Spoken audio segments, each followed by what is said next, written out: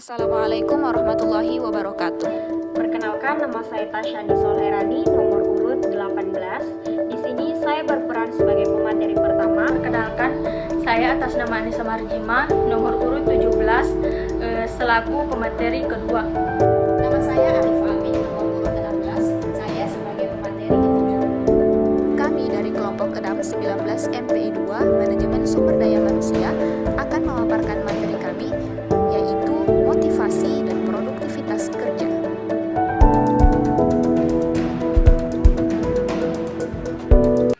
Motivasi adalah suatu alasan yang mendorong seseorang untuk melakukan, menyelesaikan, atau menghentikan suatu aktivitas atau kegiatan guna mencapai tujuan tertentu yang diinginkan dari motivasi tersebut. Kemudian, mengenai faktor-faktor yang mempengaruhi motivasi, ada dua. Yang pertama adalah faktor eksternal atau faktor dari luar. Di antaranya adalah lingkungan kerja, pemimpin dan kepemimpinan, kemudian ada juga tuntutan perkembangan organisasi atau tugas, kemudian ada juga dorongan atau bimbingan atasan. Nah, yang kedua adalah faktor internal. Ya, diantaranya adalah pembawaan individu, tingkat pendidikan, kemudian ada pengalaman, ada juga keinginan atau harapan masa depan. Banyaknya teori motivasi yang dikemukakan oleh para ahli yang dimaksudkan untuk memberikan uraian yang menuju pada apa sebenarnya manusia dan manusia akan dapat menjadi seperti apa. Lady dan Beccari membuat pengelompokan pendekatan teori motivasi ini menjadi lima kategori, yaitu teori kebutuhan, teori penguatan, teori keadilan, teori harapan, dan teori penetapan sasaran. A. Teori motivasi Abraham Maslow.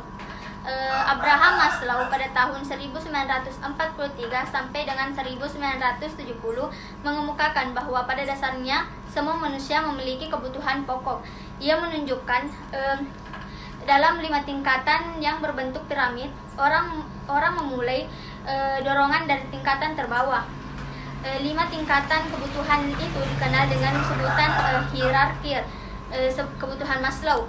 Dimulai dari kebutuhan biologi dasar sampai motif psikologis yang lebih kompleks.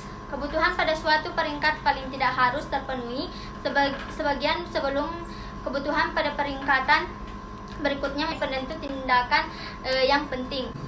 Bagian B, teori motivasi Herbert. Menurut Herbert, 1966, ada 2 jenis faktor yang mendorong seseorang untuk berusaha mencapai kepuasan dan menjauhkan diri dari ketidakpuasan. 2 faktor itu disebutnya faktor higiene atau faktor ekstrinsik dan faktor motivator atau faktor intrinsik. Bagian C, teori motivasi Douglas McGregor mengemukakan 2 pandangan manusia, yaitu teori X atau negatif dan teori Y positif. Dan D, teori motivasi Fromm.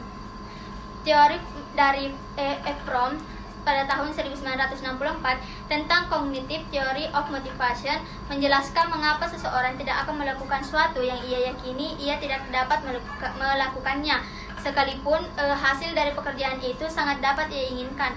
Menurut Fromm, tinggi rendahnya motivasi seseorang ditentukan oleh 3 komponen, yaitu ekspektasi, instrumentalis, dan valensi.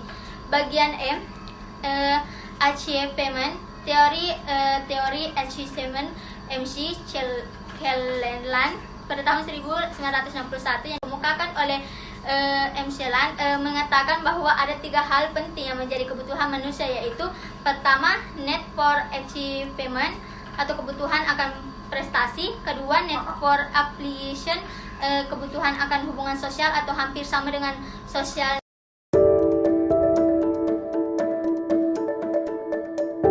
Produktivitas kerja berasal dari kata bahasa Inggris yaitu product, is a result or outcome, yang berarti hasil, kemudian dikembangkan menjadi produktif. Produktif berarti menghasilkan sesuatu, dan productivity is having the ability make or create or creative, yang berarti dalam bahasa Indonesia bahwa produktivitas adalah kekuatan atau kemampuan dalam menghasilkan sesuatu. Menurut Komarudin, bahwasanya hakikat dari produktivitas kerja adalah sikap mental yang dimiliki dengan pandangan bahwa metode yang dilakukan pada hari ini lebih baik daripada kemarin dan hasil yang diraih lebih banyak, bahkan bermutu lebih baik pada esok hari daripada hari ini.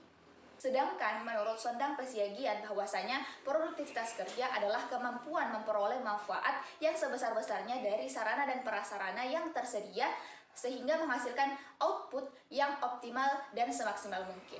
Maka disimpulkan bahwasanya produktivitas kerja adalah sikap mental dari karyawan yang mencerminkan kemampuannya dalam melaksanakan pekerjaan dan hasil yang diperoleh berdasarkan sumber daya yang ada dengan berpegangan bahwa mutu kehidupan hari ini harus lebih baik daripada kemarin dan hari esok harus lebih baik daripada hari ini. Faktor-faktor yang mempengaruhi produktivitas kerja ada 9.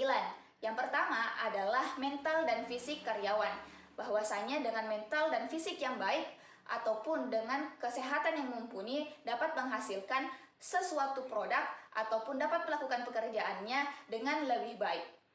Yang kedua adalah hubungan antara atasan dan bawahan. Bahwasanya dengan hubungan dan interaksi yang baik antara atasan dan bawahan dapat menghasilkan produk yang lebih baik lagi. Karena hal tersebut didukung antara koordinasi dari atasan apa yang ingin ia hasilkan dengan bagaimana cara bawahan tersebut melakukan suatu hal sehingga menghasilkan barang tersebut. Yang ketiga adalah motivasi kerja, sebagaimana yang telah dijelaskan oleh teman-teman saya sebelumnya. Kemudian adalah pendidikan dan pelatihan. Dengan pendidikan dan pelatihan ini dapat memberikan kemampuan yang lebih lagi kepada para karyawan untuk menghasilkan barang atau produk yang lebih baik lagi. Kemudian adalah disiplin kerja. Disiplin kerja ini sangat berkaitan dengan waktu, di mana seorang pekerja yang disiplin waktu, maka ia dapat menghasilkan lebih banyak lagi produk dan barang tersebut. Kemudian adalah keterampilan. Dengan keterampilan yang dimiliki oleh seorang karyawan, ia dapat melakukan atau menghasilkan sesuatu dengan lebih baik. Dan yang selanjutnya adalah sikap etika kerja. Sikap etika kerja ini bagaimana ia menghasilkan produk tersebut, bagaimana ia juga berinteraksi dengan orang lainnya, karena dengan berinteraksi tersebut ia dapat menciptakan hal-hal baru yang lebih baik lagi. Kemudian adalah tingkat penghasilan atau gaji, sebagaimana gaji yang lebih besar pasti akan memacu semangat dari para karyawan untuk melakukan atau menghasilkan produk yang lebih baik, bahkan lebih bermutu daripada sebelumnya. Dan yang terakhir adalah kecanggihan teknologi. Dengan kecanggihan teknologi ini, karyawan dapat menghasilkan produk dengan lebih baik sesuai pada zamannya. Karena terkhusus pada zaman sekarang, bahwasanya teknologi sangat dibutuhkan. Sekian dan terima kasih, semoga bermanfaat. Wassalamualaikum warahmatullahi wabarakatuh.